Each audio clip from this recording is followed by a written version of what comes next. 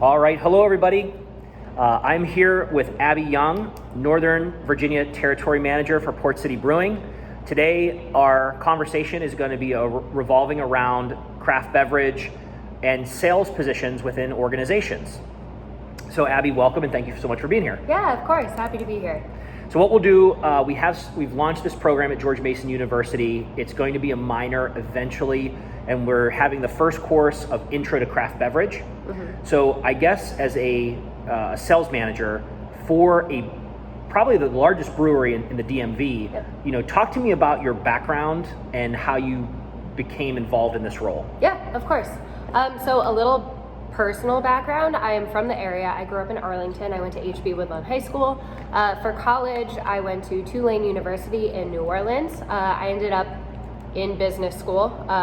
My majors, I was a triple major, management, marketing, and then also philosophy as a side thing. And it got to that point towards the end of college when everyone starts asking you what you want to do. Obviously with business school, a lot of people end up doing summer internships that kind of turn into full-time gigs. I didn't do that. I needed to make money during the summer. So I, worked my summer job. So I didn't have the same connections. I didn't really have interest in going directly to a consultant or going into finance at all. I kind of settled on, I set my mind on working in the craft beer industry. Obviously New Orleans is a big drinking town, so it was kind of all around us to begin with. But honestly, it's not a big place for craft beer. It's definitely more of a cocktail place. But obviously, so I graduated in 2017, and probably from starting in 2010 along the East Coast and in the South is when craft breweries really started exploding. And New Orleans was definitely kind of behind on that curve. So by 2017, there were a handful of breweries, but it definitely wasn't a big presence. So it was such a fast-changing industry, and I loved the fact that the product that you make is truly like art. There's a lot of history and like social science behind each style of beer, and I thought that was super interesting, and I wanted to become involved. I didn't really have an idea of what I exactly wanted to do. With my marketing background, I kind of set my sights on being a social media manager or like content creator for a brewery of some kind. But what ended up happening after I graduated, I found a local brewery in New Orleans called Port Orleans, and I started off as an intern for them. And by intern, I mean I was folding t-shirts. I kind of developed an inventory system for them. I occasionally helped out in the tap room. I helped out in back of house, organizing the brewers' stuff as needed. Really just doing a lot of grunt work. Then from there, I kind of started taking on events. So doing grocery store samplings, bringing swag, bringing like t-shirts and koozies to a bar if we were doing like a tap takeover, or if there was a trivia night. And after probably 6-8 months of doing that, I actually started in events. So I was in charge of doing the tap room events, any private parties. That was fun. That was not my forte. It was a lot of email work, and honestly, I wanted something where I wasn't just sitting behind a computer. So I eventually joined their sales team. It was a very small sales team. I think I was their third sales hire. So I moved to sales in New Orleans. In the New Orleans area, I had New Orleans plus Baton Rouge and kind of everything between that. And after a couple years of doing that, I kind of figured I wanted to make my way back to my hometown. Started looking for jobs and applied to Port City. Honestly, did not think that I would be hired. Port City is such like a prestigious, well-known brewery. I kind of applied thinking that I would, get on their radar, get some connections. So, in 3 to 5 years, I'll be like, hey, when I wanted to work for you before, maybe I didn't have enough experience. Here I am applying again, but they hired me on. So I moved back here in February of 2020 and started on their sales team. Awesome. That's great. And it is. Port City is synonymous in the area. I think a few weeks ago, Great American Beer Festival, you guys won Optimal Wit Gold again. Yeah. Do you know how long has that been running? For how many golds do you know? So it's our second gold. Our first gold was in 2013. And then between then and now, I cannot name the years, honestly. We got a silver medal and a bronze medal for Optimal Wit. But we have like a few medals from other beers. Oh, yeah. Yeah. So for the class, Port City is known for one of their flagship beers, Optimal Wit. It's probably the largest beer in distribution in the DMV, and it's out. Is it? How big, like the reach do you distribute to? We are in 9 states. Okay.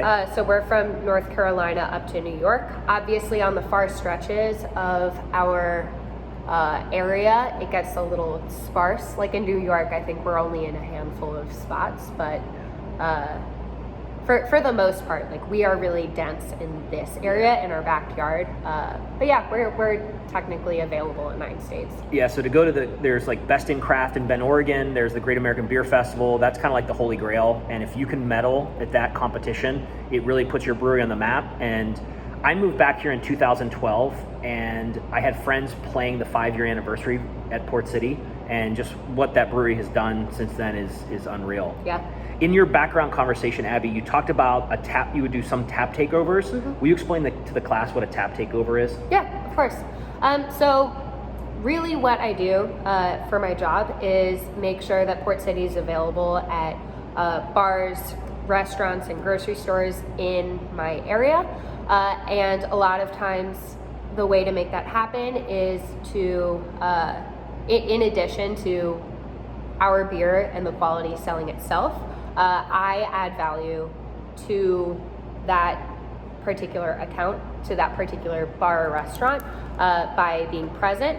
And a lot of times to do that, to kind of make my time, to make it worth it to me, we do something called a tap takeover. So say that they have 10 draft lines. For a tap takeover, maybe we get 5 of those draft lines. So Port City is very heavily featured. So I can go in and I can bring keychains, stickers, whatever, and kind of work the room, let people know that Port City is being featured, that 5 different beers are on, letting them know what it is, and just really talking to people. So not only as a Northern Virginia territory manager in selling to accounts, Yep. Those accounts, when they buy from you, you'll then build your brand one customer at a time inside of a tasting room as well. Yep. Awesome. Tell us a little bit about Port City. Yeah. So Port City is coming up on 11 years old now. It is founded by Bill Butcher and co-founded with him and his wife.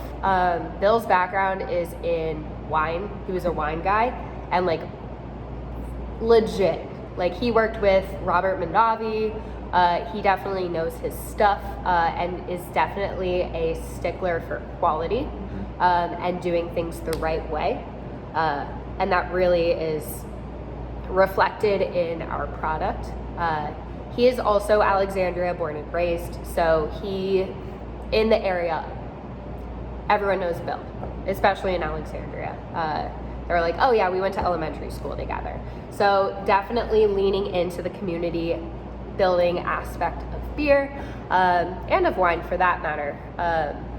But yeah, he saw so Port City was actually the first brewery opened post-prohibition in the DC metro area. And that says a lot because it was, only in 2011. So there was definitely an empty spot. There was a niche that needed to be filled. And he recognized that and did it. Yeah, we brew over, at this point, we brew around 34 different beers every year. Obviously, a lot of those rotate out, but a good handful of those are flagships, and they're year rounds. Yeah, all of our beer, it's easy for me to sell. It speaks for itself, you know, which is great. Yeah. I love it. Yeah, that was actually the next question is, what is a flagship, if you can explain to the class, and then what are, like, how many flagships do you think you have? I can name them. I can name them and count them. So a flagship beer is a year-round offering. You can generally go into a store and find that. If I'm doing my job correctly, you can go into a store and find it. We have Optimal Wit, which is our number one seller, Belgian wit beer. Our number two seller is Monumental. It's an American IPA. Our number three is Porter, Port City Porter. 4 is Beach Drive Golden Ale. It's actually our newest flagship beer. It was released in April of 2020, so pretty recent. Then we have Essential Pale Ale, Integral IPA, and Downright Pilsner.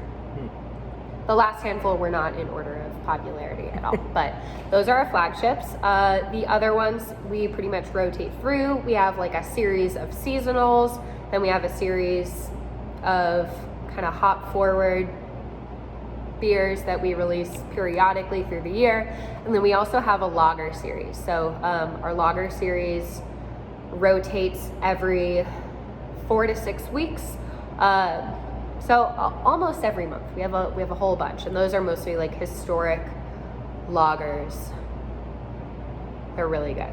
They're really popular. No, the beers are phenomenal. And just to level set, I know the students have been to our brewery. We're a 5-barrel brew house. We have 3 flagships. We have our Hazy New England, 2 Cloud 9, our Hopophonic West Coast, and then our Dry Hop Kolsch. Those are kind of like our flagships that we are, you know, just dipping our toe into the distribution and the community in the area. That's great, and that's an extensive list.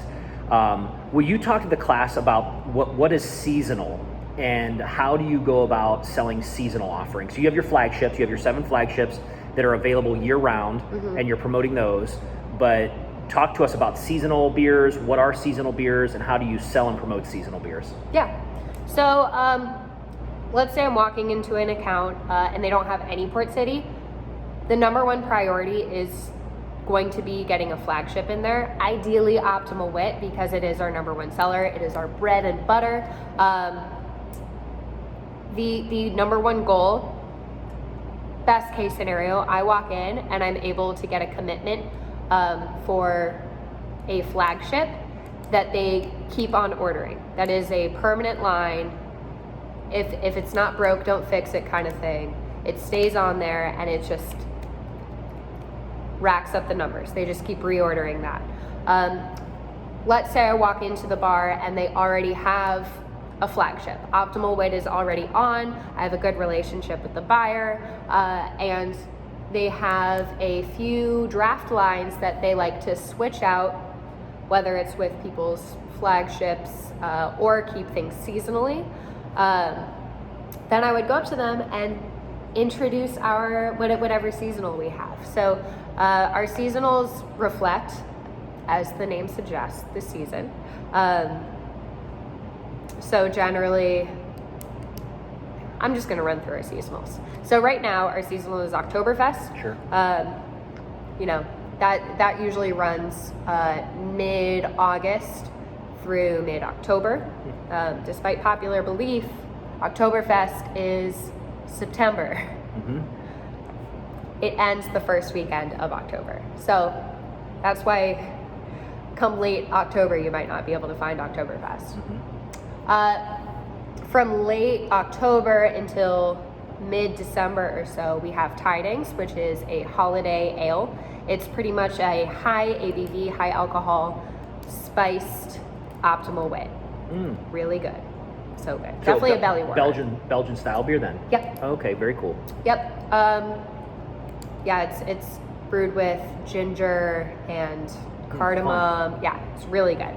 Definitely a belly warmer. Warm me up in the cold season. But a lot of people have stouts, a lot of people have porters, stuff that's darker, stuff that is higher ABV. Again, good belly warmer.